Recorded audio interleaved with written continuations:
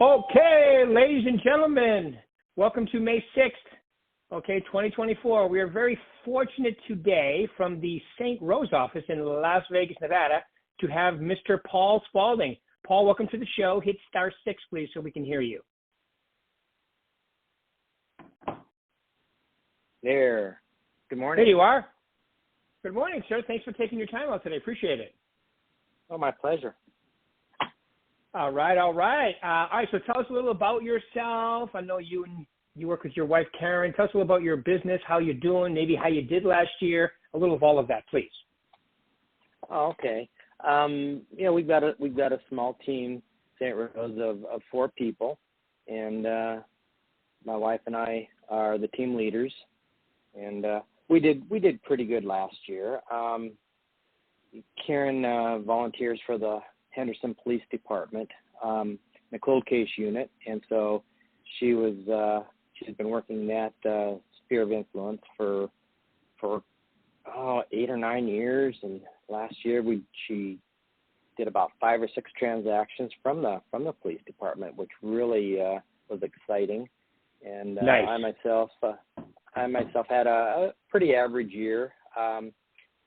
We did probably 8 or 9 million last year, and so what else can I say about it? You finished. What were your awards last year? I know you guys got a couple, didn't you? Yeah, I think we're platinum, and we were 67th in the company. Nice. Yeah, out of 1,000 agents, that's still damn good. Good job, my man. Good job. Oh, thank you. And you guys, and tell me how you moved from the Reno area, right? You've been here for how long now? Moved from Incline Village. Started in real estate in Incline Village, small little resort community, which is on the north shore of Lake Tahoe. Started there in 1989, so it's 35 years this year. And we're there until 2013, about almost 25 years in that market. Which was a very, very small boutique market, and then moved down here to Henderson in the end of 2013. Started with Prudential at that time, Berkshire Hathaway now, in April of 2014, which is when the St. Rose office opened. Right. Yeah, and you were one of the first groups, you and your wife, when I first started with the company 10 years ago now. Remember that? At the Success Center over on Pebble. That's right. Yeah, that was fun. And you guys were my coaching for the longest time. And yeah, so it's been great working with you guys too. And just give them an idea of, how you guys do it. Like, you do great business. Give them an idea of how you do it. Like, what are your proactive sources? How are you working it? So, like Karen works, I would call that a networking group, which is or a networking farm, actually, which is where she volunteers at the police department. So that's great. And what other areas do you guys work? We do our local neighborhood, postcards and walking around the neighborhood. I do quite a bit of phone calling, do referrals. We try to get to the point where we're on a referral base. But the new business is always welcome. We do have a website we launched last year that we do get a personal website, not the one through Berkshire Hathaway. That we get a few leads here and there. Do that, and it's getting better and better all the time. One thing that I did for many years that I kind of pulled back on was just sold, and expired. But that did bring quite a few properties, and we're trying to keep our business as local as possible, meaning down in the Southern Highlands, Anthem, Inspirata, Seven Hills, Green Valley Parkway area, to not travel so much. Well, gas is getting up there again, so it makes it a lot easier to get from us to our clients, and so that's what we're working on now. Yeah, plus it's good to specialize too. You want to specialize in a certain area, and that's right in your home area there too. So when you when you worked expireds and just sold, are you talking about phone calls, mailing, or both? Phone calls. Okay, good. And, a few letters here and there, postcards here and there, but mainly phone calls. Yeah, which, until you build up, and it sounds like you've built up your repeat and referral network enough to where you can replace those calls with doing what you do now, which is trying to work those farming areas, working your sphere, and so forth, correct? That's correct. Yeah. So what do you do? Okay, so let's say your farm, like your area, the neighborhood you live in, how do you work that? Are you primarily mailing, calling, a little of both? How do you guys do that? Yeah, a little bit of both, mailing and farming, and I've been through the neighborhood in the early years, door-to-door knocking. We're both seniors, and so walking around is sometimes a little bit not as easy as it used to be, but we go for dog walks and so on, and to see the neighborhood, and we know every floor plan in the neighborhood. We live in what's called Madera Canyon in the Anthem Highlands, and so it's a fairly small community, so we specialize in this community. Great. Yeah, I like the, calling, mailing. If you can walk a little bit with your dog walks, you still have those ferocious animals. Yeah, exactly. I'm joking because they're minis. You have mini. What was it? Mini. They're min pins. Rottweiler. Yeah. Yeah. Miniature pinchers. Yeah. Well, actually, the ones that you meant have since passed. We lost both of those, but we got a new one last year. She was born June 1st, so she's almost a year old, and she's just a little sweetheart. Oh, that's great. Yeah. But they think they're big. Yeah, she's 7.5 pounds, and wow. Ferocious. Ferocious. I thought they were little Rottweilers. They're little Doberman pinchers. That's what they are. Yes. Yeah. That's great. They'll keep you busy. That's right. So cool. All right. So a little bit of calling, a little bit of mailing, and so forth. And what are you still doing? Any expireds, or just in that area? Do you check them out at least, or how are you working that? We do. I just focus on a few zip codes. Okay. And try to specialize. And yes, I am still doing. Karen didn't really care for doing expireds. I like to broaden my horizons a little bit, and I'm still doing the expireds. They get a lot of phone calls, and you just have to hit them at the right time, and they usually they were on the market at one point, so that they had a reason to sell, and as long as their life didn't change dramatically or tremendously or whichever, then they still have a need to sell. It's just digging down to find out what that need is and focusing on it. Yeah, definitely. All that 100% true. Timing is critical, and especially I like the older expireds. There's a lot of people that are on the market the last 2 years that didn't sell, probably haven't relisted. I would assume in your area as well, your areas that you cover. So I think that would be a really good list right now too. Yes, I'm working on those. Good. That's what I thought. I thought you did the old ones. I like the old ones better, actually. I think they're because a lot of people give up, but there's still a decent amount that don't list, and they're definitely good to move forward on. That's right.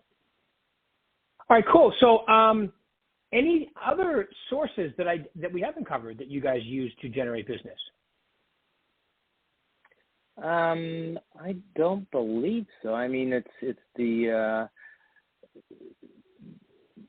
networking that she does, and the calling, and just being around people as much as possible is the important stuff. We go down, go to Lowe's or Home Depot and talking to people and pass out a few cards here and there, and that always keeps it interesting.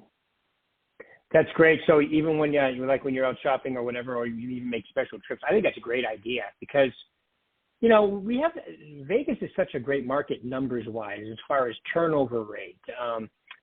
People moving here, and there's so many people renting that could eventually buy too. The people that, we have so many people moving here per month, and it's slowed down a little in the last 6 months, but it's still pretty damn good. And a lot of them want to rent for a year or two first. So, even helping them find their rental and stay in touch, you can still do business with them. So I think it's a great idea every place you're at to pass out your cards. Yeah. And you'd be surprised how warm and friendly people are when you break the ice and start talking to them. A lot of people act like they want to be left alone, but they don't really want to be left alone. They want to socialize. You just have to say something to them, and you can break into a nice conversation very easily. Very true. It's all about how you're doing it too. So, which is great. All right, so let's get into this. So, if I'm a it's my favorite question. If I'm an agent that's just getting into it, or somebody that wants to take my business to the next level and get up to the production level of you guys, what would be a top three, and explain each one, please. Top three things you tell them to focus on to really be a success in this business. Well, so many of us think that we know more than we do know. Right. And I'm guilty of this all the time. I try to be the dumbest person in the room and act like I don't know anything, because somebody's going to say something that I never thought of. And if I try to be the expert, then I may not hear it. Right. That's one of the things. We have the curse of knowledge. That's a quote out of Darren Hardy, the curse of knowledge. And we think we know more than we do know. And then when we're talking to people, we need to listen to hear what they're saying, not listen to respond. And when you're listening to hear, you end up asking questions, not making statements. Right. And the person you're talking to, they don't really care about you. They just care about themselves, and you got to remember that. And it's like an old thing I was taught a while back. I am able to visually see things. I've got the old movie theater going on in my head all the time.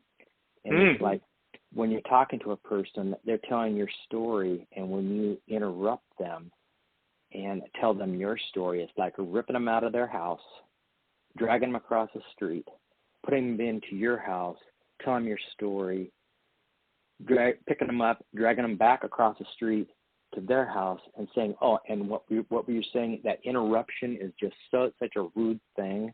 So we need to listen to what they're saying and what the point is going across, instead of jumping into an old experience that we had at one time. Yeah, it reminds me of that Covey quote, Stephen Covey. It says, "Seek first to understand, then to be understood in communication." And I agree with that. And I was a big violator of that early on in my career, until I learned just to be quiet and listen, because what you said, Paul, is so important. It's not that they don't care about you. It's just that they care more about themselves. And when they've actually told you about themselves, it's almost like they've invested now in you, because now you know about them, and then they'll say to you, well, tell me a little about yourself. And, I think you guys have been in my success series recently. I saw the two of you, and, I always tell them, do not talk about yourself until they ask you, and then don't be shocked if every now and then they don't, because it just happens. That's right. That's such a great life law too, isn't it? Like, even when you're out, even when you're out at you're at Lowe's or Home Depot or the supermarket, and you have your name badge on, and you're passing out a card, and people are talking to you. It's so much, unless they say, "How's the market? Hey, where do you live? Hey." You get them to where do you live? Tell me about it. They ask you all kinds of questions, right? If they're inquisitive. Otherwise, they just want to talk about themselves. Right. And that's okay. I mean, just listen and the more they say, the more questions you can ask, and pretty soon you know their whole life story, well, at least the part that they're willing to share with you. Be surprised what people tell you if you just listen. Yeah, almost too much sometimes. But it's good because then you know they're comfortable with you. When they tell you stuff, you're like, oh, okay, whoa, you may have crossed the line there. You don't. I said, I wouldn't make facial expressions. Just understand that that's because they're comfortable with you. Very good point. Mm-hmm. And then okay, so that's number one. Thing, okay, go ahead. That's number one. I thought that was number one and number two. You kind of combined them, but that's okay. No, that's cool. Yeah. I like it. Yeah. And then prospecting. It is so important to prospect. Back when I first started in the business, I mean, we're talking 1989, and you know, back then we didn't have computers, we didn't have cell phones, we had a paper book. You had to get a reverse directory in order to get phone numbers, and calling people on the phone was just almost impossible because you had no idea what the phone number was. So you had to work it a different way. And I sat in an office that had a lot of foot traffic coming through it, right across the hallway from Starbucks, right in the middle of town there in Incline. And I had a lot of tourists walking in, waiting for their coffee, and we had flyers all over the board, and they'd look at all these nice properties. And that's how I got accustomed to doing business, is waiting for people to walk in and say hi, getting their names.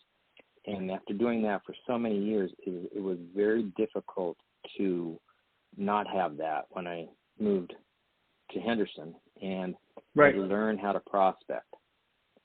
And it was very difficult. I mean, your phone's ringing and you're just kind of hoping for a voicemail or something because you don't know what to say. And after a lot of practicing, it starts become fluent. But if you stumble through the first few 10, 15, 20 phone calls, that's okay, because there's a lot more to do. So you need to prospect from day one. And if you're if you're uncomfortable with it, find somebody to prospect with. Find a mentor, somebody who people are always very happy to help you out. But all you have to do is ask. They're not going to come and ask you if you need some help. You have to ask them because they're busy. And we were talking about that the other day at the Success Center, about the robot we used to have upstairs.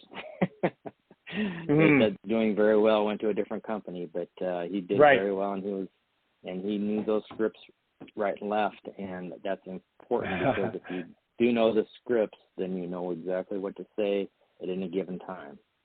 And that's funny. That's funny. The robot, because he was so analytical that personality some days was tough, but you're right. He made the phone calls. That's the key. Yeah. That's it. Cool. All right. Anything else you want to add about that?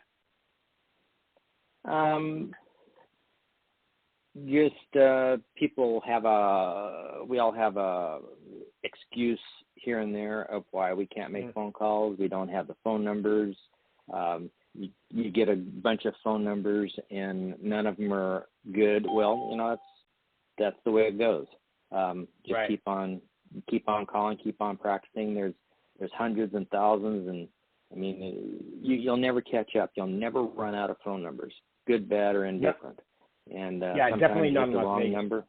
Yeah, I've had been calling expireds, and I called a lady a few years ago that had a house that expired, and she goes, "Well, I'm not wanting to sell that, but I do want to buy a property." I ended up selling her a house across town for $750,000, and it wasn't really a lot of. I mean, I never met her until the final walkthrough, and and it was just amazing business out of looking for an expired listing and ended up having a great sale. So things that's awesome. Happen when you keep going, keep pushing forward. Yeah, and that was to compliment you and Karen. That's one of the main reasons you guys came to the Success Center when I started with the company, is you wanted to get better at creating your own business as opposed to waiting for it to happen, didn't you? That's exactly it, yes. Yeah, because I remember sitting with you guys and talking with you and Karen. I remember Karen's first couple of times, she's looking at me like, what is wrong with him? when I was teaching the class, and then we became best buddies. Until I almost hit her in the parking lot. Jokingly, I didn't, but I was playing with her one day, and I don't. Anyway, so she's a riot. You guys have a really good thing going. It's great. Yeah, thank you. Okay, so now since you mentioned 1989, and I've been doing this since I was 12. I started in 1985. Joking. Got my license at 19. It's all I've done out of high school and college. And, you mentioned a few things. And I think one of the things you mentioned is going to be big, which is, we started without computers. We started without, but lately, with, the computers and social media and so forth. But I think a new thing is coming back that was introduced not too long. I would say it was the mid-90s. Not the internet too. That was also a big adjustment, but it was buyer agency. Do you remember when buyer agency was introduced, like mid-90s? Yes. Okay, and not many people took advantage of it, especially in our three states, Nevada, Arizona, and California. But now, by August, let's call it September, October, really, by the time, so now it's going to become mandatory to be using a buyer-broker agreement, it looks like that. So how do you feel about that? I think it just, for the newer agents, it's not going to be a big deal because they're going to learn it that way. Right. As technology increases, I think it's easier for the newer agents with a blank slate to work with. They're not used to doing something a different way. We had sub-agencies back in the early 90s, and that was very confusing. But if you learn to use a buyer's broker agreement from day one, then it's all part of the job. Just like the BAC. I mean,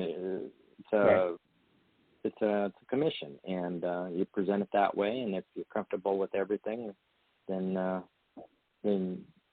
it's not a problem presenting it, and that's your job to be proactive and learning what everything means and showing the benefit that you do create.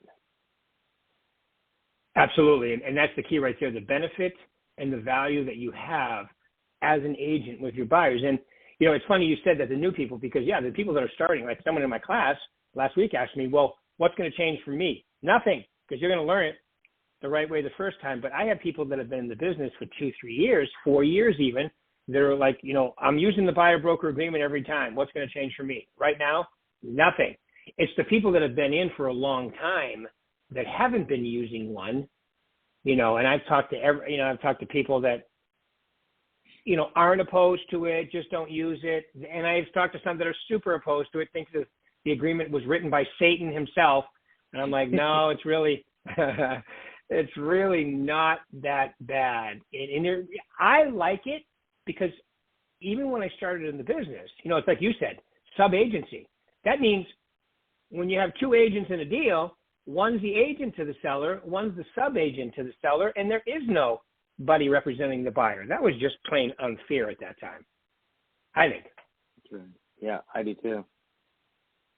So now you're going to have your own representation. Everybody's going to have to be doing it. So just like, and I know that you guys practice your listing presentation. Now we're going to have to start practicing our buyer presentations and have one, which I think is great.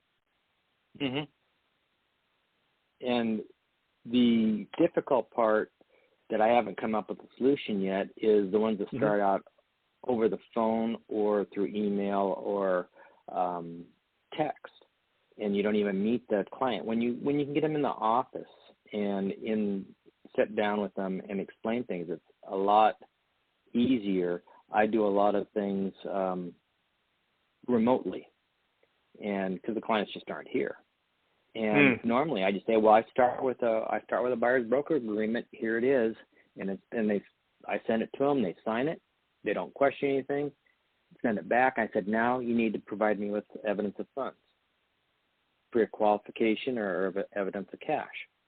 They send it to me. I said, okay, now we can start working.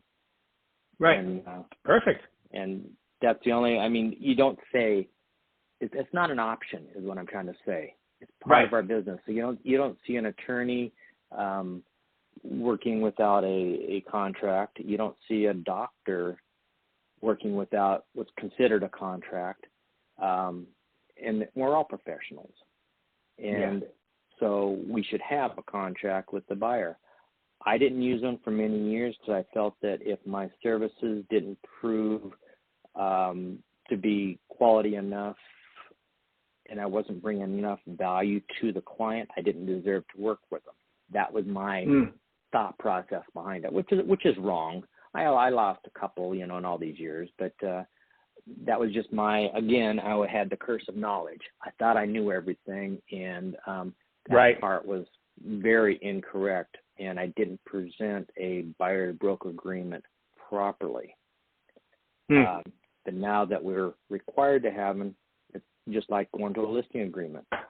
Go list a house. You present it properly, get it signed, and away you go.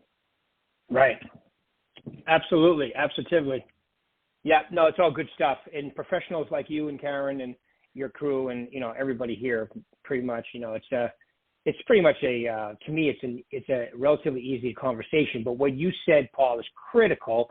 You just present it as if it's not an option. Right now, it still technically is, but you present it as a matter of factly, this is the way we do it.